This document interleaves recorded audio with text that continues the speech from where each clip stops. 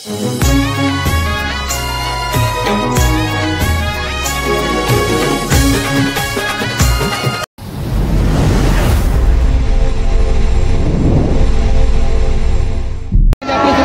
महाराज आणि आजच्या कार्यक्रमाविषयी माहिती देण्यात आपल्या चंदन महाराज बोलत आहेत। संबंध महाराष्ट्रामध्ये एक वाखाणण्याजोगी अशी यात्रा म्हणजे रायबादेवीची यात्रा आहे। आपण इकडं बघू शकता की इथं 3 मानाच्या काठ्या आहेत आणि या मानाच्या काठ्यांचा हा संपूर्ण सोहळा पाहण्यासाठी संबंध महाराष्ट्रामधून आणि महाराष्ट्राच्या बाहेरून यात्रेकरू येत असतात।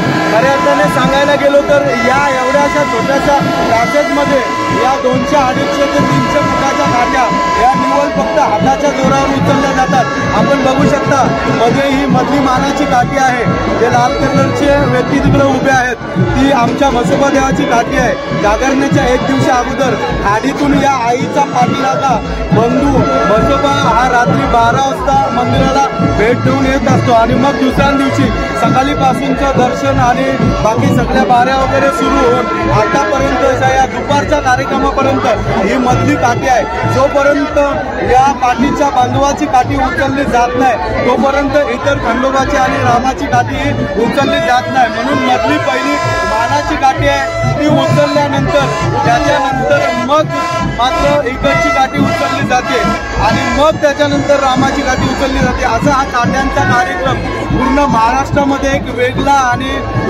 अतिशय दुर्मिळ असा पाहण्यासारखा कार्यक्रम आणि हा कार्यक्रम बघण्यासाठी संपूर्ण महाराष्ट्रामधून या रायबादेवीच्या यात्रेसाठी अनेक भाविक भक्तजन येत असतात आणि रायबादेवीचा महिमा सुद्धा तसाच आहे, कारण हाकेला धावणारी आणि नवसाला पावणारी अशी आमची राव्याची रायबादेवी आहे। म्हणून सगळ्यांनी एकच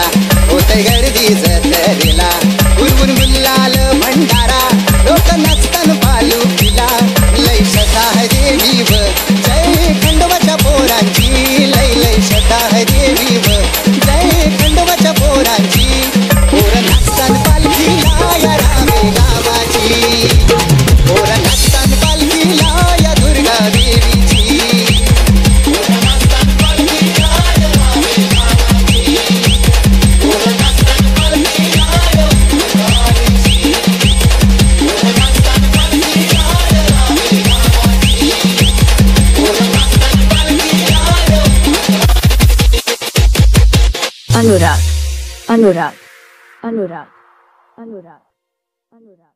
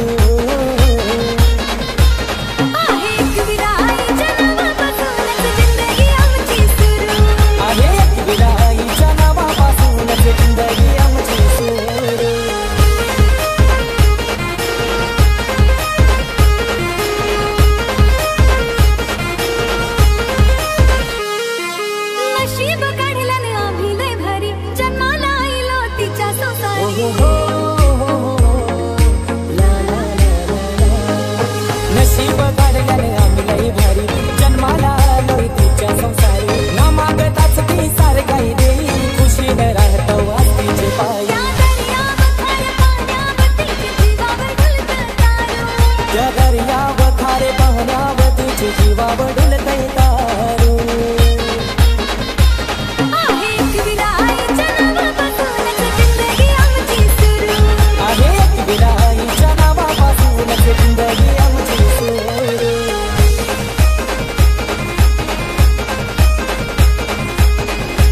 अनुराग अनुराग अनुराग माझे रायबा देवीची पालखी निघाली वर्षाची, माझे रायबा देवीची पालखी निघाली वर्षाची, पोर नाचतान पालखीला या रावे गावाची, पोर नाचतान पालखीला या उगवत आलीची.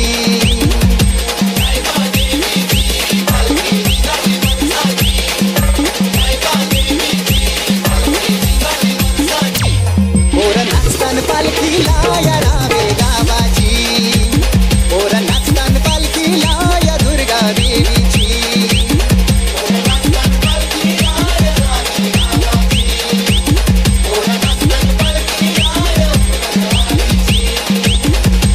अनुराग अनुराग